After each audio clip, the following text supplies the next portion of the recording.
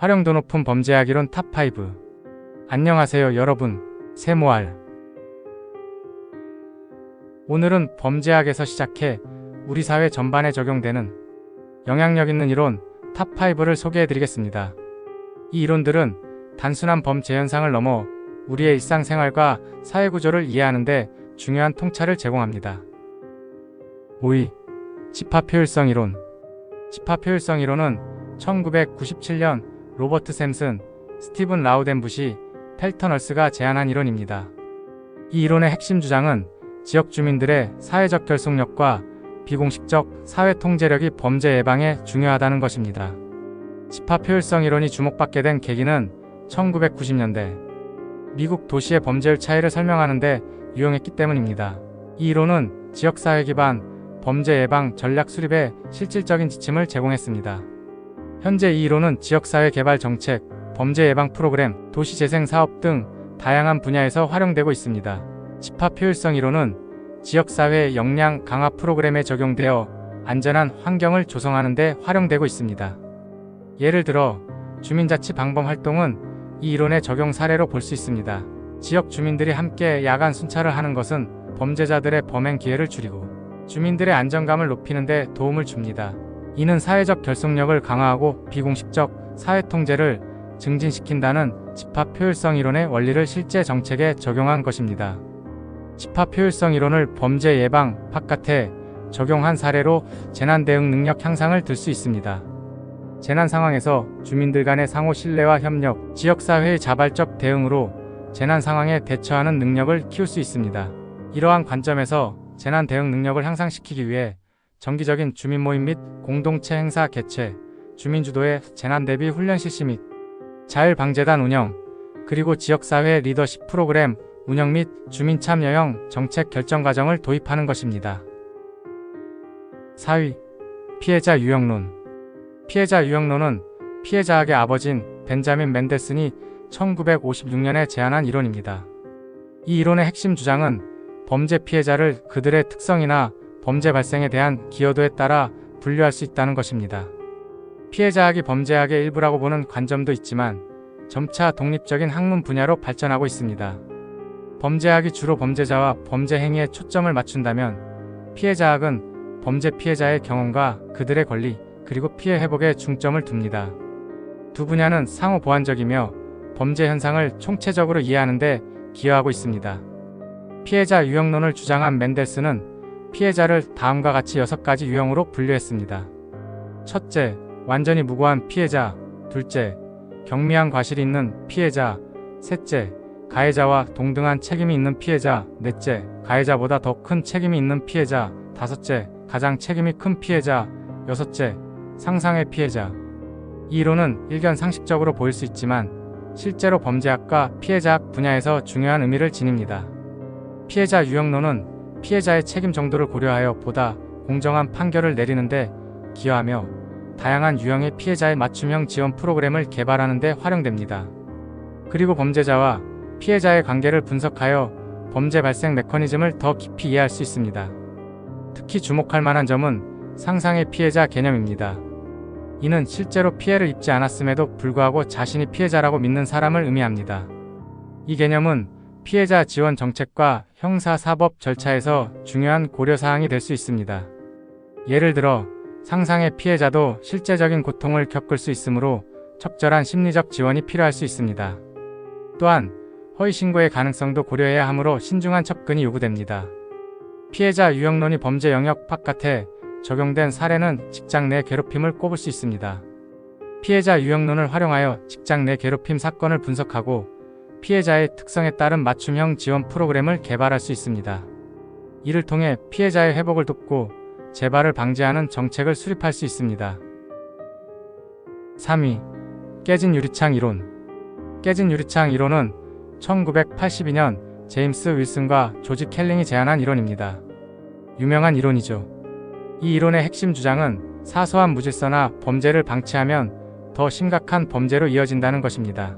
깨진 유리창 이론이 주목받게 된 계기는 1980년대 미국 도시의 범죄 문제를 설명하고 해결책을 제시하는 데 유용했기 때문입니다. 이 이론은 범죄 예방과 도시 환경 개선에 실질적인 지침을 제공했습니다. 현재 이 이론은 경찰활동, 도시계획, 공공정책 등 다양한 분야에서 활용되고 있습니다. 깨진 유리창 이론은 도시 환경 개선 정책에 적용되어 안전한 환경을 조성하는 데 활용되고 있습니다. 예를 들어 낙서 제거 프로그램은 이 이론의 적용 사례로 볼 수 있습니다. 공공장소의 낙서를 신속히 제거하는 것은 더 심각한 범죄를 예방하고 지역 주민들의 안정감을 높이는 데 도움을 줍니다. 이는 사소한 무질서를 방치하지 않고 환경의 질서를 유지하는 깨진 유리창 이론의 원리를 실제 정책에 적용한 것입니다. 깨진 유리창 이론을 범죄 예방 외에 적용한 사례로 학교 규율 관리를 들 수 있습니다. 학교 환경에서 수업시간 지각이나 복장 규정 위반 등의 경미한 규율 위반을 방치하면 더 심각한 위반으로 이어질 수 있습니다. 이러한 관점에서 학교 규율을 효과적으로 관리하기 위해 다음과 같은 전략을 수립할 수 있습니다. 사소한 무질서 제거는 경미한 규율 위반에 대한 즉각적인 대응입니다. 환경의 질서 유지는 일관된 규율 적용 및 학교 환경 개선입니다. 그리고 전반적인 학교 문화 개선은 학생 참여형 규칙 제정 및 긍정적 행동 강화 프로그램 운영입니다. 2. 자기통제 이론. 자기통제 이론은 1990년 마이클 고트프레드슨과 트래비스 허시가 제안한 이론입니다. 이 이론의 핵심 주장은 낮은 자기통제력이 범죄의 주요 원인이며 자기통제력은 어린 시절에 형성되어 이후 비교적 안정적으로 유지된다는 것입니다. 자기통제 이론이 주목받게 된 계기는 1990년대 범죄학에서 개인차 연구의 중요성이 부각되면서입니다. 이 이론은 범죄 예방과 조기 개입 프로그램 개발에 실질적인 지침을 제공했습니다.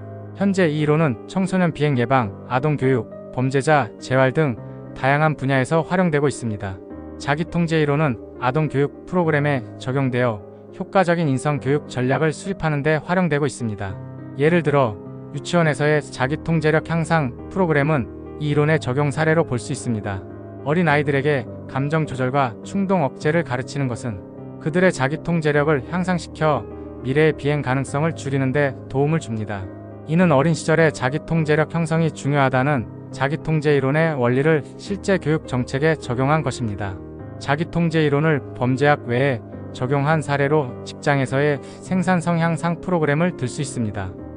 직장 환경에서 자기통제 이론을 적용한다면 직원들의 자기통제력 향상과 관련해 시간 관리 및 집중력 향상, 워크숍 운영, 신입사원 대상 자기관리 교육 실시, 그리고 정기적인 성과 평가 및 피드백을 제공합니다.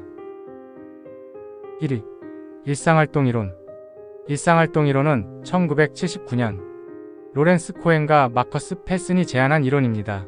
이 이론의 핵심 주장은 범죄는 동기가 있는 범죄자, 적당한 대상, 그리고 보호자의 부재가 일상생활에서 만날 때 발생한다는 것입니다. 일상활동 이론이 주목받게 된 계기는 1970년대 미국의 범죄율 증가를 설명하는 데 유용했기 때문입니다. 이 이론은 범죄 예방에 실질적인 지침을 제공했습니다. 현재 이 이론은 범죄 예방 정책, 도시 설계, 보안 시스템 개발 등 다양한 분야에서 활용되고 있습니다. 일상활동 이론은 공공공간 설계에 적용되어 안전한 환경을 조성하는 데 활용되고 있습니다. 예를 들어 가로등 설치는 이 이론의 적용 사례로 볼 수 있습니다. 범죄 다발 지역에 가로등을 설치하는 것은 잠재적 범죄자들의 동기를 줄이고 보행자들이 밤에 더 안전하게 귀가할 수 있도록 돕습니다. 이는 적합한 대상을 줄이고 유능한 보호자의 존재를 강화하는 일상활동 이론의 원리를 공공정책에 적용한 것입니다. 일상활동 이론을 범죄 영역을 넘어 적용한 사례로 직장 내 안전사고 예방을 들 수 있습니다. 직장 내 안전사고의 경우 일상활동 이론의 동기 있는 가해자는 위험한 작업 환경이나 안전하지 않은 작업 관행으로 볼 수 있습니다. 적합한 대상은 위험에 노출된 근로자입니다. 유능한 보호자는 안전관리자, 적절한 안전장비, 안전교육 등이 될 것입니다. 이러한 관점에서 직장 내 안전사고를 예방하기 위해 다음과 같은 전략을 수립할 수 있습니다. 동기 있는 가해자 제거는 위험한 작업 환경 개선, 적합한 대상 보호는 근로자들의 안전의식 향상 및 개인보호 장비 착용 의무화, 그리고 유능한 보호자 강화는 정기적인 안전점검, 안전교육 실시 및 안전관리자 배치입니다. 이상으로 범죄학에서 시작해 우리 사회 전반에 적용되는 5가지 영향력 있는 이론들을 살펴보았습니다. 이 이론들은 우리 사회의 복잡한 현상을 이해하고 해석하는 데 중요한 통찰을 제공합니다. 오늘 영상이 여러분에게 유익했기를 바랍니다. 다음 영상에서 또 만나요. 구독, 좋아요, 알림 설정.